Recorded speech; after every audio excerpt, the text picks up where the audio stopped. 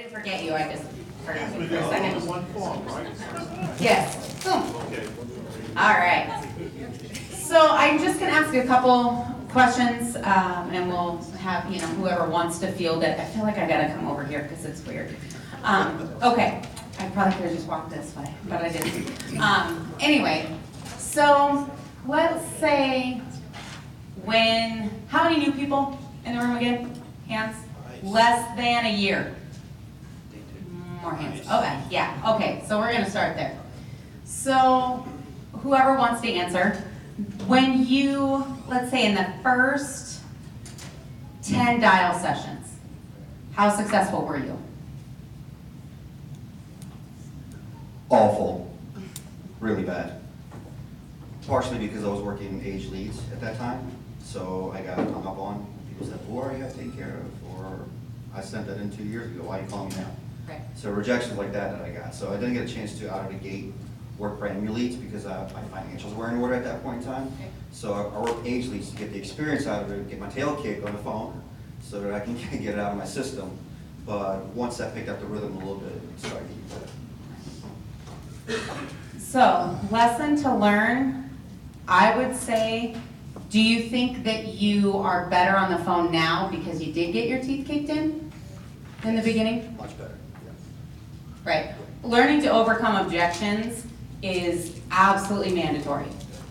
You need to be able to really not care what they say to you on the phone and keep moving forward. So I think that is absolutely fantastic. And let's see, Spencer, when you first started, how many appointments did you run? When I first started, a week. Are you asking a week? Yeah. I just ran as many as possible, to be completely honest. Okay. For me, it wasn't that hard because there was a formula. And I think somebody earlier today mentioned Sean Mike, the president of our company, did what we do. Do you guys understand the power of that? I used to work for a guy who's a billionaire. I don't think he did what I did at that previous job, ever. So it's very cool that we have this system that people have proven and put into place. I think it was Dom that said it actually. So running appointments a week, I was setting a maximum amount personally, but that's probably why I had some of the results I had in my rookie year. So as many as you can, right? That's the lesson, Yeah, I was running 7 days a week at that time because I wanted money. right? Same. And so Dan and I used to laugh and tease about this when I first started. Dan used to call it it was like the lotto. Like every morning he'd get up, right? Go do all his morning stuff, and then he'd pull up the bank account to see what got deposited. And it was like, boom, right? Every day. And if you're starting new, the only way to do that is to maximize your appointments. Just run as much as you can. You had a question? Oh yeah. Yeah, I did. So some of the appointments I've been running, probably like the last couple of weeks, I've kind of got this objection where when it comes to getting the bank information, like they give me the social, they give me everything else, you know what I mean, and then we get all the way down to like the bank info, and I don't know if it's just the way I'm presenting it or asking it or whatever, but then their guard goes completely up and they're like, well, I want to just find out if I get approved first before I give out the bank information.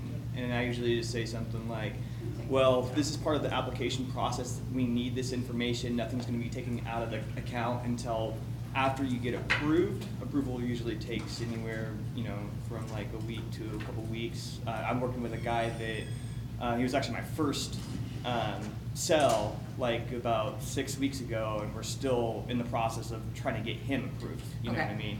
So what's a good way to position that question or get those objections out the way so I'm not running into that? How do you get the bank account? Guys, I'm going to repeat his question for those who didn't hear it. He's having objections when asking for the account routing information. That's how we get paid. That's one of the most important objections to tackle throughout the appointment. I start off in the first 2 minutes of tackling that objection. John, what we're here to do today is we're going to be submitting an application so that way we can see if you're eligible for the coverage. It takes about 3 to 5 business days for them to do that. The way we're going to do this is we're going to pull your MIB report, we're going to pull your Milliman and Telescript history to see which prescription drugs you're using. We're going to submit those along with your Social Security and your banking authorization. The banking authorization, what we're gonna do during the first 30 days, you're gonna be in something called a contingent protection period. God forbid you die tomorrow and you get approved next week, your wife is gonna receive all this money. The contingent coverage is free, because if you defer their first month's payment 30 days, which you can with America and Mutual Vermont, you'll still get paid right away. You can defer the first month's draft 30 days out. They will have free coverage during the first 30 days. If they die, the insurance company will draft one premium payment and then pay out the entire policy. That's exactly how it works. That is the law, and that's exactly what I tell my clients.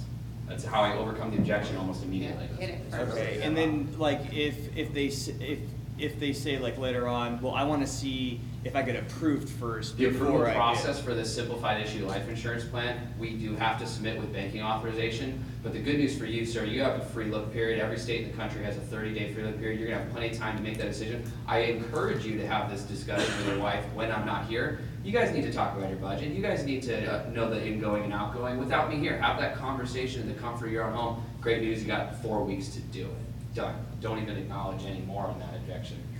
That's, Thank you. yeah. Yeah, absolutely perfect. It's just a matter of taking it, like, if somebody's candy nuts, we'd all have a Merry Christmas, right? Yeah. So you can't change that, right? Like, I would absolutely love to do that for you, Mr. and Mrs. Johnson. Unfortunately, it's not up to me. Like, I keep asking to run the world, they don't let me, right? But when they do, you won't have to give me your banking account information, but today you do, right? Just, it's not you, it's them. Blame everybody else, And then you right? can also do the takeaway sale. We've Yeah. all done it. All right, I apologize then if we don't want to submit. You'll call me when you're ready. You guys talk about it. Let me know when you have the banking, when you guys are ready to do that. But I do have other families to go see.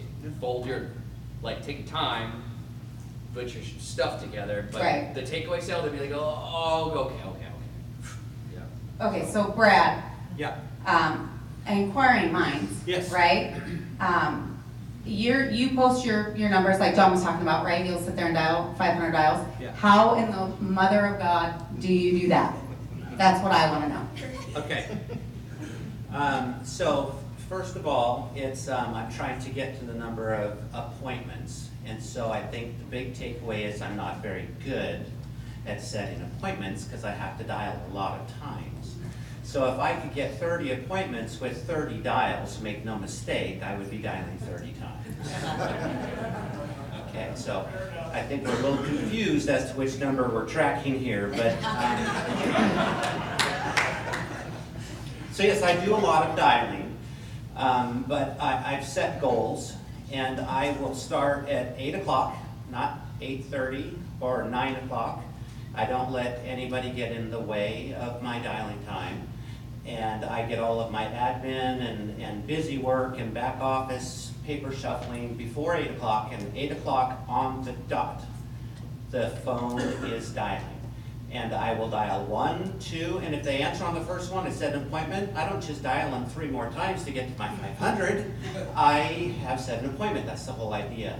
But a lot of times they don't. And so if it's one person and I dial 1, 2, 3, then I'll star 6, 7, I'll dial, and if they're under age 60, I will text them. And I create a cut and paste, and it's quick, And so as soon as I get to about an hour and a half, I'm tired. I'm not a young guy. I get up, I move around, I stretch, and then I get back on the phone. And I go really hard from 8 to 11, and then I go 1 to 3, and I will go 6 to 9. Monday and Thursday. You dial till 9 at night? I will, because you can go 8 in the morning by law, the Telephony Act of 1992 or whatever is 8 a.m. local time when you're dialing to 9 p.m. And so, you know, I'm not in love with getting to the 500. It really is about the appointment set, but if that's what it takes, that's what it takes. And so that's what I will do. Monday, Thursday, nobody gets in my way. So that was my question. Not necessarily the number, but how do you keep your mindset into dialing? And Brad's just, you know, be like Brad. You just get on the phone and do what you need to do to get where you need to be, right? And you have to dictate that. That's a new hashtag, be like Brad. I know, I love it. I told John I was gonna make t-shirts, but it'd be weird because Brad's not my agent, so it'd be weird. John, get on that. Be like Brad, hashtag be like Brad. Jessica, so when you, because I remember that phone call that you were talking about before, what tell me 2 steps or 3 steps that you took to work around the number 1, mom guilt, number 2, your mindset about, you know, feeling like you just were overwhelmed and where you were driving and things like that, and 3, just the desire to keep going and wanting to win. I think one for me is that I have an amazing husband, and I honestly couldn't do it without him. I spent 5 years home, and I was the stay-at-home mom. So we definitely switched roles. We completely switched hats. You're staying at home Yeah, still working, but and yeah, seeing a bigger goal, seeing where I wanted to go, and kind of being willing to sacrifice, where I'm going to miss those couple soccer games, but where I'm going to be able, trying to push forward to where I'm going to be able to go in the future. And when I'm working, actually working, because I'm taking time away from my family. So instead of between appointments, you know, if I got no-showed, I would think that was a great time to go wash my car or something like that. And was actually going and door knocking, taking the time sitting and dialing, working when I'm gone from my family, because that's, I mean, at the end of the day, that's why I'm doing this. So why not maximize my time instead of having to come home and do some things when my kids are around. And then what else did I- How did you get back to being as productive as you have been?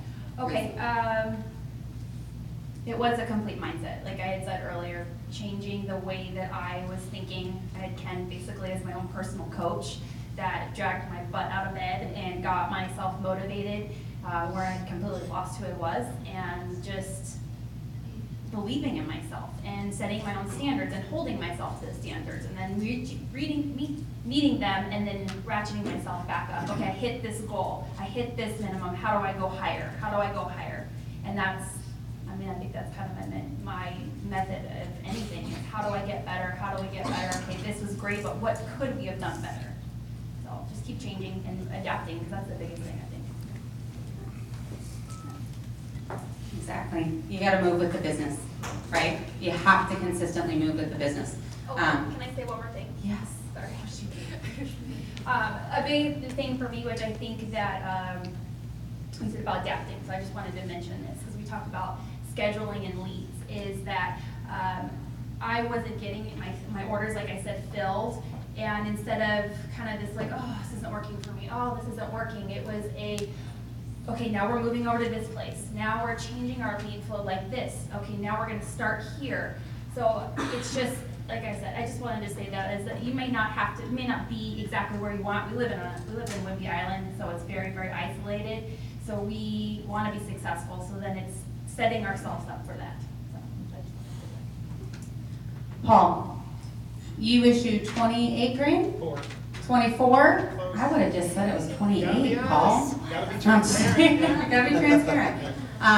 What would you say was the biggest factor this last month? Because we're coming into that season where there's a lot of distractions, things like that. And everybody in here, you know, has experienced those. For new agents, how did you stay the course last month to issue 24,000? Well, thanks for having me here. You're welcome. I would say a consistent, dedicated focus on my goal. I didn't just go out there and think to myself, well, I'm going to do the best I can do. I didn't think to myself, okay, well, I'll just try my hardest and see where I get. I had a number in mind. I was hitting that number. 25 was the number. Oh, so close. But I still had the number in mind, and that was the focus that I had on a minute-to-minute, appointment-to-appointment, phone call-to-phone-call basis. I did what it took to hit the goal that I was going to achieve. And I would say that was the biggest differentiating factor, is that I had a specific goal in mind as opposed to just a general, I'm going to do the best I can do and see what happens. I think that's something that I remember Andrew Taylor saying that when I first started, was he was real good at making a lot of plans in the beginning of his career, and you know, he would make plans for Friday night or what have you, and he was going to his plans no matter what. When he decided to take his business to the next level, it was, I don't have any plans until I hit my number. Huge difference in mindset there. And he, you know, obviously Andrew Taylor's, numbers speak for themselves. So I think that's a really big part of getting that number in front of you. You know your number. You know what you need to do. Like Dom said, Matt's 11's not the same as your 30 right now. So you have to know where you want to go, because you can't change anything if you don't know what you don't know yet. What do you guys have questions for these guys for? More people need to raise your hand. That's my biggest pet peeve on the planet. They make a lot of money. Ask them how to do it. I wonder about the door knocking. I have not done that yet. I'll answer that one. Yeah. I'll be happy to answer that one. So you want to know the procedure of the door knocking, what I say, or? Well, what you say, you envision, just people thumb the door in your face. Great question, great answer for that too. So what I do, typically I door knock a couple different reasons. One, if I call, they say, I'm not interested, click, I'm not giving up. Hello. And they're like, some people are really weird. They'll look through their screen and go, who are you? And I always wear my license around my lanyard. I encourage everybody who's new to do that. It creates credibility, and it gives them a sense. They look at it, and if they see like a state seal on it, that means you're a representative by the state for one way or the other. Just breaks the ice. Two, I show up with the lead. I don't care if it's a final expense, social insurance, mortgage protection, EverQuote. Have a paper clipboard with you, attach it, hold it, and just say, excuse me, Mary, are you married? Yeah. Sorry to disturb you. I was in the area. My name's Dean. I'm a local underwriter. I was here because you filled a form out requesting some information regarding final expense, mortgage protection, whatever. And I don't have a ton of time today, but I'll be back in the air within the next few days. It takes about 15 minutes to go over the information. I be typically home around this time of day. I am, but my husband's not. Great. When are you and your husband home? Oh, that's 6. Great. Is there any reason you won't be home tomorrow or the next day at 6 p.m.? No, we should be here. Perfect. And then I take my business card. On the back of my business card, I have an appointment reminder. Appointment for Tuesday, Wednesday, whatever, date and time. And they have my numbers on the front, so in case they want to reschedule due to an emergency, they can call me. If they're not home, I leave a yellow delivery notice. And these are magic. Go get them. They sell them at the front right here. Cheap, worth every dollar you can put into them. Literally says you were attempting to deliver a package, right? Well, curiosity kills a cat. They call you. You tried to deliver a package? No, I was trying to deliver the information you requested. Remember, it was a burial coverage, pay if you died? Yeah, that one. Oh, yeah, I remember that. Perfect. One day home, and then just go with your script. Pretty simple. Those worked a lot for me. My favorite when I first started because I hated the phones, and I dialed. I'm like, man, this sucks. I'm gonna go drive. And I drove for 4 days straight, and I left sticky notices, and I booked a lot of appointments that way, starting out of the gate.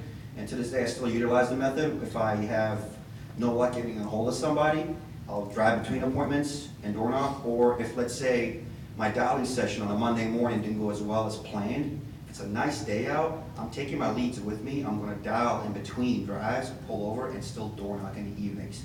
Best times to door knock, and don't do this, because I made this mistake last year when I first started. 1 o'clock in the afternoon, I'm door knocking, nobody's home. Don't do that. So the best time to utilize door knocking strategy is in the evening from like 4:30 until 8, 9 o'clock during the summer days. And then Saturday morning, like the 8:30 to 12 o'clock crowd before everybody goes out and runs their errands for the weekends. That's the best time to get a hold of people at home, and then you'll have a lot better success ratios. Now, if you're lucky, some people may say, hey, come on in, I have time now. Take it. If you have no appointments, take it. Because I believe you closed a few right off of door knocks, you went right in. So you never know until you try. And I've actually walked in several houses and they let me right in. So that's the best way to, in my opinion, that's what works for me. So some people may have other strategies, but to me, it's worked out pretty well in my favor. I really like door knocking myself. I went out the other day and I had a couple of like reschedules on me, and I had like a few hours to my next appointment. I called for about an hour. I couldn't get a hold of anybody. I went out and door knocked for 45 minutes. I got 5 appointments. Yeah. See, I write the door knock reschedules and I sat with them. Yeah, I used to do door-to-door sales. So Yeah. door knocking to me, that's easy. Well, to me, if you don't mind, to me personally, if you door knock as well, It's easier. Well, it's not just that it's easier, but you bring that initial face-to-face contact. So they know who to expect next time when you're showing up. Not just some random person walking into my house, hey, I'm selling you life insurance. It's more like, hey, this is me, I'll be here, here's my card. You're not here, if you're on a deathbed, call me, we'll reschedule, whatever the case is. So that's just how, to me, it's just pretty easier, because I did a lot of face-to-face sales and other sales tactics. To me, it works a lot better in my favor, so. I like how Dean said, that's a good question, I have a good answer. Anybody else get that? That was hilarious. It was a great answer, but I loved it. It was awesome. I have a quick question. Spencer, when you, because obviously the annuity market is a niche that you found, can you explain when you first, because you didn't come from selling, right? Can you explain how you got so comfortable finding money at the very beginning of your business? If you don't have a lot of money, you get good at finding it. I started out probably like a lot of you do, or have started. Didn't have a lot, so you just bust your ass to get there. And like I said, the very first thing I learned about annuities was the compensation structure. It didn't quite make sense to me. Then I understood. Then I started saying, well, I know I've met with people that have that money. Having the comfort to have the conversation is hands down the most important thing. And we have lines. I mean, there's so much training out there in our company now that it's kind of like embarrassing if you're like, hey, I don't know how to do this. It's, well, you should probably be slapped in the throat.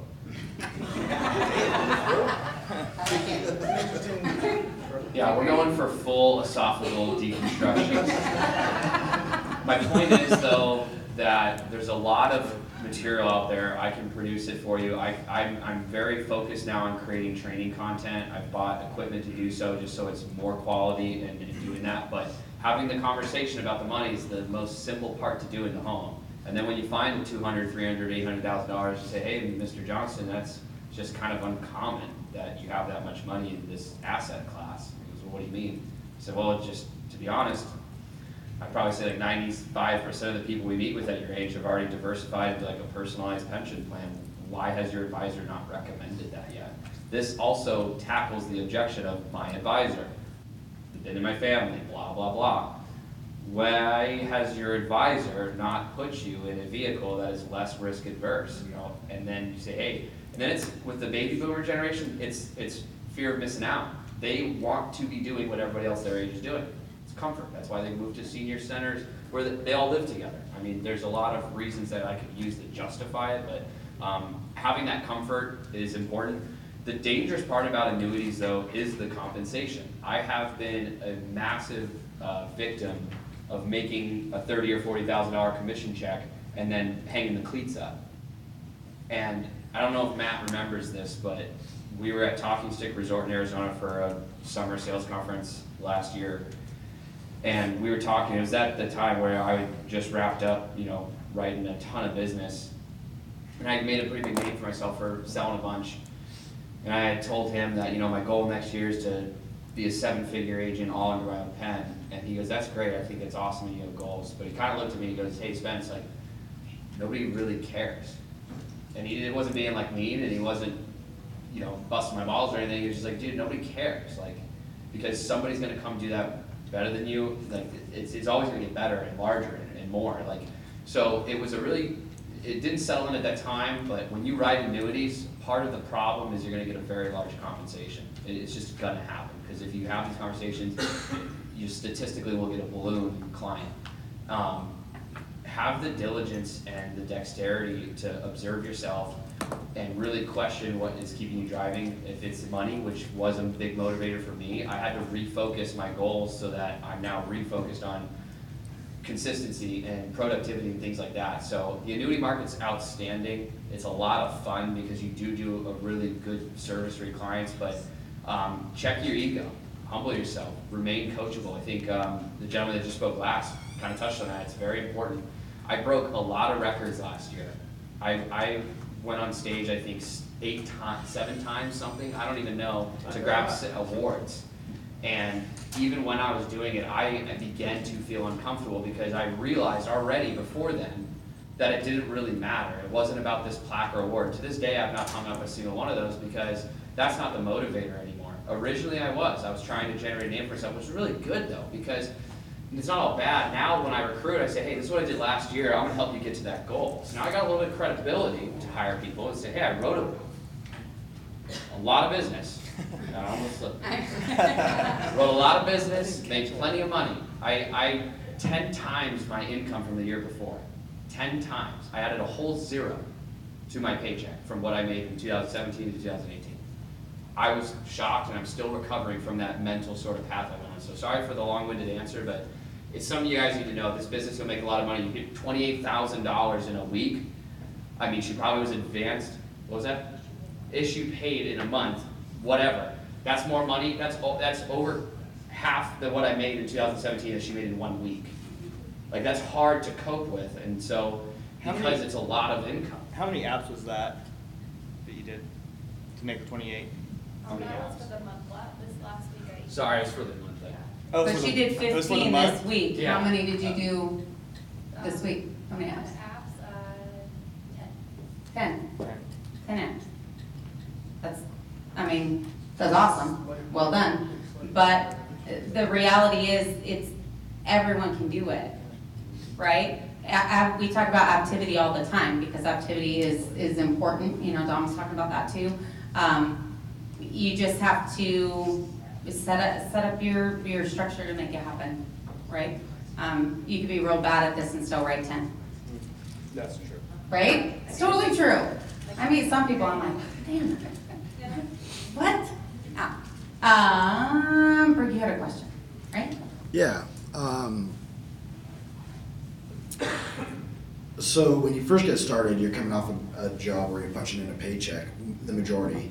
And then when you switch over here, all of a sudden you have all these distractions, like you gotta, I mean, you're supposed to be working, but sometimes you get childcare that comes up, or you have an aunt that wants to help you move and whatnot. How do you do the mentality to bring it back to where you're focusing on this as like you would a job?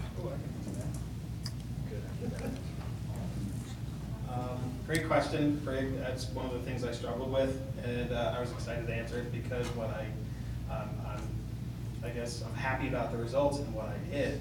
I not only set the goal to hit that number, but that number was designed to do something else for my business, which was get an office. I had a place to go to every single day instead of shuffling into my kitchen with my slippers on and thinking, okay, well, I'll get to the phone in 20 minutes or so. No, I have a place to go. Yes, I'm financially responsible for that office. I didn't bite off more than I could chew for the space that I rent, but nonetheless, it's mine. I have a sense of ownership, and I have a sense of duty to get there on a regular basis, and that actually has been a tremendous help for me. It wasn't difficult to obtain, so it's not something, this lofty goal that you have to work towards. You can go out and look for office space right today and find it all over. A lot of the reps are like, oh, the office space is in demand, we're high prices. I'm like, no, it's not in demand. There's tons of space out there that's for rent, for cheap. And it's very easy to set yourself up in that mentality of, okay, now I'm a business owner, and I have a responsibility and I have a duty and an obligation to make this business succeed because that's what I want for, now I have staff, now I have other obligations that I want to meet. And I appreciate that question because that was a big, not necessarily hurdle, but it was an eye-opener experience for me. Can I add to that? I'm gonna add to it really quick. So Brandon, I know we're done, but I just really quickly, when it comes to that, I think you have to start talking to the people in your life about your career and tell them it's just like a job that you're punching a time clock. You can't allow yourself the opportunity to, do those things. Yes, childcare and things come up that would happen. But if you were punching a time clock and you left because you had to run your kids here or you had to run your kids there or something like that, you had to make up the hours. Make up the hours. Talk to the people in your life and tell them, hey, this is my schedule. I work 9 to 9 on the days that you're working, so that they're not reaching out to you. They're not asking, for you to get laundry done and things like that. Like my family, when I first started, and Dan can tell you, it was like, mom is out. I'm gone. I'm working. I'm doing things to change our life, which we've done. But if you don't keep the 9 to 5 mentality, if you don't recognize that you're still punching a time clock, it's just your own now, you won't succeed. you have to keep moving in a way that makes you responsible for your time. You want to speak now? We're done. John Gavin said we're done.